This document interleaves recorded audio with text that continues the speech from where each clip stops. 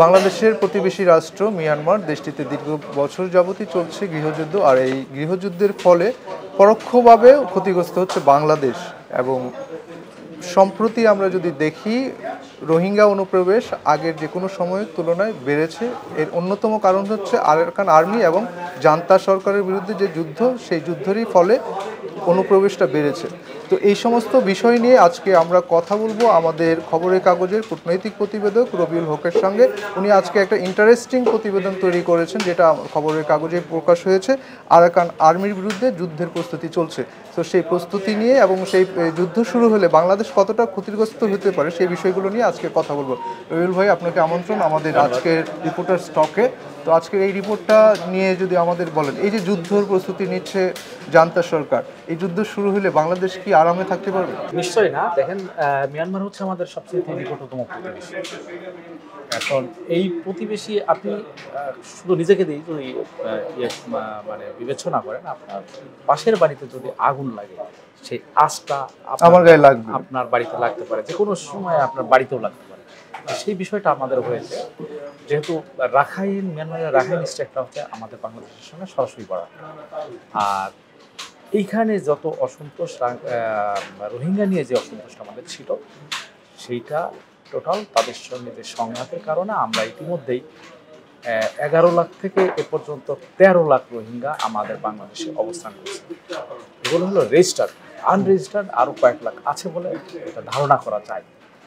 এখন এই অবস্থার মধ্যে রাখাইনে আরাকান আর্মিদের সঙ্গে অলরেডি তাদের সেনাবাহিনীর সঙ্গে তাদের বিভিন্নভাবে রাজনৈতিক একটা দূরত্ব আছে।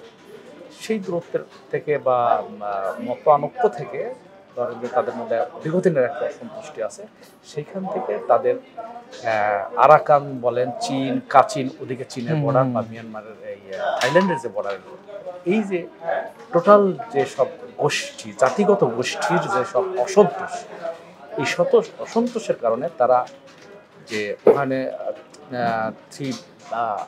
দাদরহোড় আছে, ওই অঞ্চলটা তারা দখল করে ফেলেছে। আর আরাকান আর্মি আমাদের সীমান্তবর্তী যে রাজ্যটা রাখাইনটা দখল করে। এখানের রাখাইনের আপনার 18টা শহরের মধ্যে অলরেডি 14টা তারা দখলে নিয়ে নিচ্ছে। আর একটা বাকি আছে, সেটা একেবারে নিচের দিকে আমাদের সেন্ট মার্টিনের ওদিকে সমুদ্র বরাবর, যার কারণে আরাকান আর্মি খুব একটা ওদিকে সুবিধা করতে পারে নাই, তবে তার চেষ্টা এখনো চালিয়ে যাচ্ছে।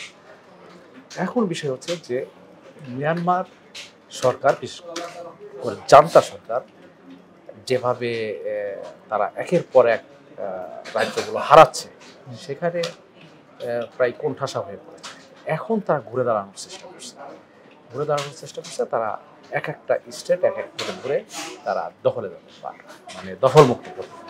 সেখানে আরাকান আর্মি এই জায়গাটা তাদের খুব ইম্পর্টেন্ট একটা জায়গা। কারণ রাখাইনটা ইম্পর্টেন্ট এই কারণে যে তাদের সমুদ্র, যেটা সমুদ্রের যে অ্যাক্সেসটা, এই অ্যাক্সেসটা খুবই গুরুত্বপূর্ণ। এখানে অনেক দেশের গুরুত্বপূর্ণ, এটা মিয়ানমারের গুরুত্বপূর্ণ, এটা ধরেন ভারতের জন্য খুবই গুরুত্বপূর্ণ, আমেরিকা এবং চীন। রবিউল ভাই, আমরা আপনার স্টোরিতে দেখেছি যে আপনি স্টোরিতে লিখেছেন বিশেষ করে নৌপথ এবং স্থলপথ দুই দিক থেকেই হচ্ছে জান্তা সরকার প্রস্তুতি নিয়েছে এই যুদ্ধের জন্য, এবং তারা চায় যে আগামী মার্চের মধ্যে এই রাজ্যটা দখলে নিতে। সেটা কি আদৌ সম্ভব হবে তাদের পক্ষে? এখানে মিয়ানমার আর্মি তো খুবই শক্তিশালী, এটা বলার অপেক্ষা রাখে না। মিয়ানমার আর্মি অনেক শক্তিশালী। এখন তাদের সমস্ত ইনস্ট্রুমেন্ট, যা কিছু তাদের বেস, এগুলো রয়ে গেছে। এখন তাদের এখন সর্বশক্তি নেই, এখন আর তাদের পিছিয়ে ফেরার কোনো জায়গা নেই। তাদের তাদের সামনের দিকে আগায়। এখন রাখাইনটা দখলমুক্ত করার জন্য তারা অলরেডি সমুদ্র বরাবর, মানে আমাদের কক্সবাজারের ওই দিক থেকে শুরু করে নিচের দিকে সেন্ট মার্টিনের ওদিকে বরাবর তারা অলরেডি 6টা জায়গাতে তাদের নৌবাহিনীর সৈন্য সমাবেশ, জাহাজ এবং সৈন্য সমাবেশ তারা অলরেডি রেডি করে ফেলেছে। এবং তার ওখান থেকে 16 কিলোমিটার স্থলের দিকে যদি যান, তাহলে ওখানে দেখবেন যে একটা আপনার আরাকান ইয়োমা পর্বতমালা আছে। এই পর্বতমালার উচ্চতা 2.5 থেকে 3,000 ফিট উঁচু। এই 2.5 থেকে 3,000 ফিট উঁচুতে অবস্থান করছে হচ্ছে আরাকান আর্মি। এইখান থেকে আপনার সমুদ্র থেকে যদি তারা তার গোলাবারুদ নিক্ষেপ করে তাহলে ওই টপ পর্যন্ত তাদের রেঞ্জের মধ্যে আসে। আচ্ছা, আর একটা হচ্ছে পর্বতমালার ওদিকে নিচে ওপারে নিচে আসে মেইনল্যান্ডে আবার ওরা আরো 6টা জায়গায় তারা সেনা মোতায়েন মানে স্থল সেনাবাহিনী মোতায়েন করে এই একটা বিষয়। আর গত 10 জানুয়ারি তারা একটা এয়ার স্ট্রাইক করার জন্য তারা বিমান হামলার জন্য তারা রাশিয়া থেকে অত্যাধুনিক 6টা সুখোই বিমান বলে বিমান তারা কিনেছে। অলরেডি তারা ট্রায়াল দিছে, ওই আপনার কাসিনের ওদিকটা একটা ট্রায়াল দিছে এবং তাদের যে অবস্থা যে তারা ত্রিমুখী আক্রমণ করে ওদিক থেকে ধরেন আক্রমণ করতে করতে তারা এটা দখলে নেবে। এখন আমাদের আসতে হবে যে এখানে টোটাল রাখাইনে 40,000 আরাকান আর্মি আছে, 40,000, আর প্রায় 4 লাখ আরো রোহিঙ্গা আছে, 30 লাখ বুদ্ধিস্ট আছে, যারা বুদ্ধিস্ট আবার আরাকান আর্মির সমর্থন করে বেশি। এখন তারা যদি আক্রমণটা করে আর যে অস্ত্রের সাপ্লাই যেগুলো বিভিন্ন দিক থেকে আসতেছে সীমান্ত ধরেন ভারত সীমান্ত বলেন চীন সীমান্ত বলেন ওই দিকে যদি ওরা কাট অফ করার চেষ্টা করতেছে, ওখানে তো খুবই পাহাড়ি খুবই মানে দুর্গম জায়গা, সেখানে ওরা যদি এই ত্রিমুখী আক্রমণ যদি চালায় তাহলে আরাকান আর্মির আর টেকার ওই অবস্থায় থাকবে না। আচ্ছা, মানে পরাজয় নিশ্চিত না, এটা লেংদি হবে। অন্য একটা কারণ আছে, সেটা হচ্ছে যে পাহাড়ি এলাকায় বলতে মানে জঙ্গলে যুদ্ধ করার জন্য আরাকান আর্মি খুবই এক্সপার্ট, কাজে তাদের পরাজিত করতে খুব সময় লাগবে। গেরিলা যুদ্ধের জন্য তারা খুব এক্সপার্ট। আচ্ছা রবিউল ভাই, আমাকে একটু বলেন সংক্ষেপে যে এই যুদ্ধের ফলে বাংলাদেশ আসলে কি কি ধরনের ক্ষতির সম্মুখীন হবে কিংবা কি কি ধরনের ক্রাইসিস মুখোমুখি হইতে হবে? আক্রমণ যদি মানে চূড়ান্ত পর্যায়ে যদি শুরু করে তাহলে আরাকান আর্মি যদি পরাজয়ের দিকে যায় বা সেটার সম্ভাবনা বেশি, এখানে যদি যায় তাহলে আরাকান আর্মি 40,000 আরাকান আর্মি কোথায় যাবে, কোন দিকে যাবে? মিয়ানমারের মেনল্যান্ডে যাইতে পারবে না, সেখানে 3,500 উঁচু দিকে আবার তাদের সেনাবাহিনী রয়েছে, সবগুলো কিন্তু ওখানে মারা পড়বে। যদি ভারতের বর্ডার দিকে যায়, ভারতের বর্ডার পর্যন্ত যাইতে ওটা অনেক লেংদি এবং আরো দুর্গম। সেই হিসেবে বাংলাদেশের সঙ্গে যে বর্ডারটা আছে আমাদের নাপ নদী থেকে সীমান্তবর্তী এলাকাটা খুব ইজি অ্যাক্সেস। এর আগে দেখছেন যে আরাকান আর্মি যখন আক্রমণ করে তখন আপনার মিয়ানমারের যে সীমান্তরক্ষী বাহিনী তারা পালিয়ে কিন্তু বাংলাদেশে চলে আসছে, অনেক ওদিকে কিন্তু যাইতে পারে। এবারও যদি তারা আক্রমণ করে তাহলে কিন্তু 40,000 আরাকান আর্মি বাংলাদেশের দিকে পালিয়ে আসার চেষ্টা করে। সেই সঙ্গে ওখানে যদি দীর্ঘমেয়াদী হয় আক্রমণটা হয় তাহলে ওখানে বিভিন্ন ধরনের মানবিক বিপর্যয় ঘটবে, খাদ্য তেল পানি অন্যান্য ধরনের ইয়ে করবে। আর রাখাইনের উপরেও অত্যাচারটা অলরেডি চলছে, আরো বৃদ্ধি পাবে। আপনি টোটাল বিষয়ে তাহলে রাখাইন এবং আরাকান আর্মি দুইটার বাংলাদেশে ঢোকার সম্ভাবনাটা ওই সময়টাই আছে। রবিউল ভাই, আপনি তো দীর্ঘদিন যাবৎ কূটনৈতিক পর্যায়ে যাতায়াত আছে, আপনি এই বিষয় নিয়েই কাজ করেন, সেক্ষেত্রে আমি বলবো বাংলাদেশের কি কোনো ধরনের প্রস্তুতি আছে এই সমস্যা মুখোমুখি হওয়ার জন্য? এখন পর্যন্ত একটা সংখ্যা আছে, বাট এখনো কোনো প্রস্তুতির পর্যায়ে বাংলাদেশ যায়নি।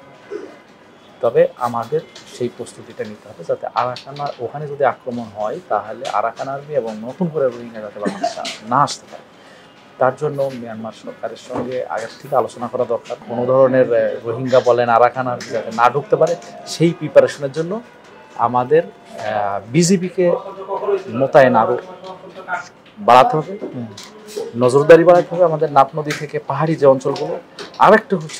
আরেকটা ওই আছে, সেটা হচ্ছে যে ফিশিং বোটে সমুদ্র হয়ে আমাদের বিভিন্ন উপকূলবর্তীতে উঠতে পারে, কাজেই সেখানে আমাদের কোস্টগার্ডগুলো পাহারায় থাকে, কোস্টগার্ডগুলোকে আরও সতর্ক করতে হবে এবং এইদিকে আরও বেশি মোতায়েন করতে হবে, নজরদারি বাড়াতে হবে।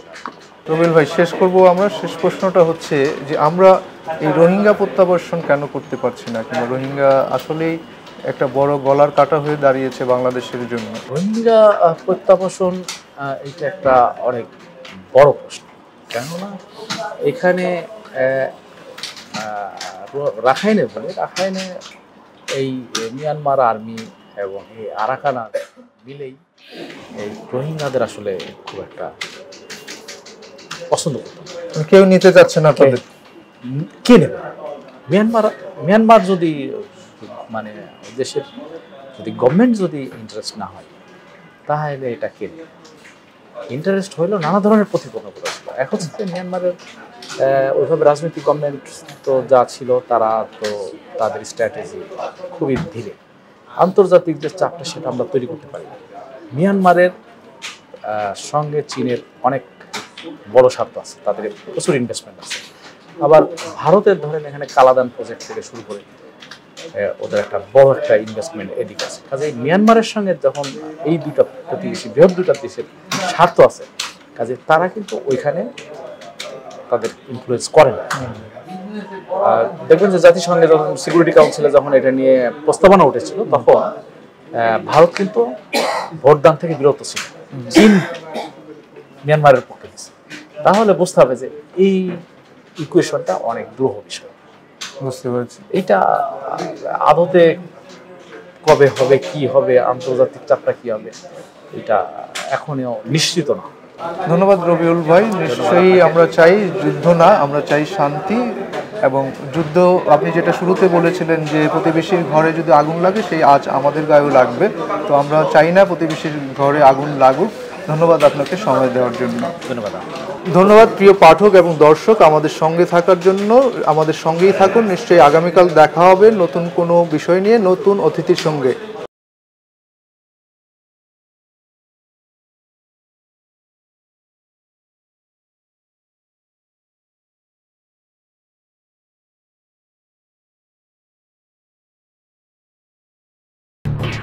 এলো খবরের কাগজ, নিখাদ, নির্ভীক, নিরপেক্ষ।